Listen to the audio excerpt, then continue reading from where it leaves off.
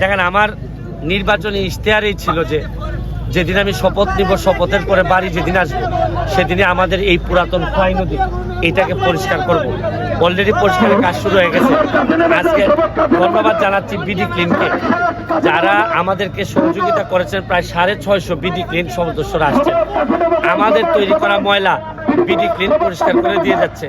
আমি কৃতজ্ঞতা জানাচ্ছি। এবং আজকের ভিতরে দেখবেন যে ময়লা 40 বছর আমরা সরাইতে পারি নাই, এই ময়লা একদিনে সরে যাচ্ছে। এটাই হচ্ছে গিয়ে বড়। মানুষ যখন একত্রিত হয় তখন এই সোনার বাংলা বানাইতে আর কেউ ঠেকাইতে পারবে না।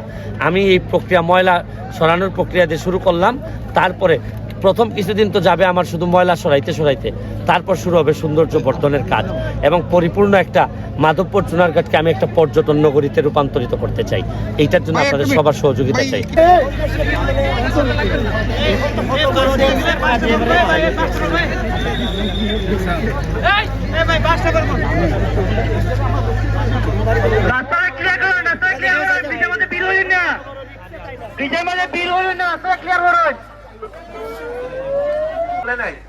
ময়লা পরিষ্কার করছি আমরা, এই ময়লা বানাইছি আমরা, পরিষ্কার করতেছে আরেকটা এলাকার লোকজন আইসা। তার উপর আবার যদি এখন আপনারা ডিস্টার্ব করেন, এটা খুবই লজ্জাজনক আমাদের জন্য। আপনারা যারা স্থানীয় আছেন, পুলিশে আপনাদেরকে সরানোর আগে আপনারা প্লিজ একটু সরে যান। প্লিজ যারা স্থানীয় আছেন সরে যান প্লিজ। কারণ এদেরকে কাজ করতে অন্তত দিই, আমরা এদেরকে কাজ করতে অন্তত দিই প্লিজ। এই সিকিউরিটি ভাই, আপনারা সব সরাই দেন, কোন সাংবাদিক আপাতত রাখেন না।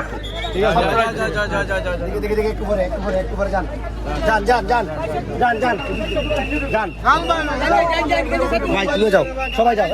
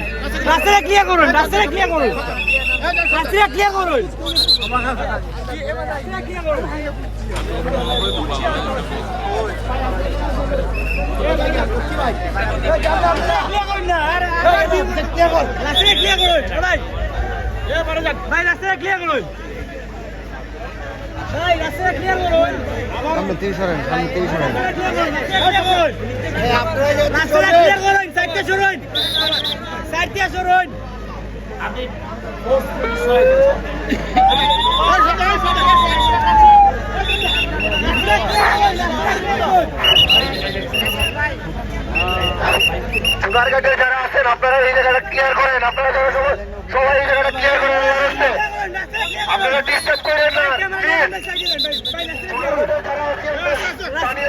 সবাই এখান থেকে সরি প্লিজ। রাস্তাটা ক্লিয়ার করেন, রাস্তাটা ক্লিয়ার করুন ভাই, রাস্তাটা ক্লিয়ার করুন ভাই। এখন এখন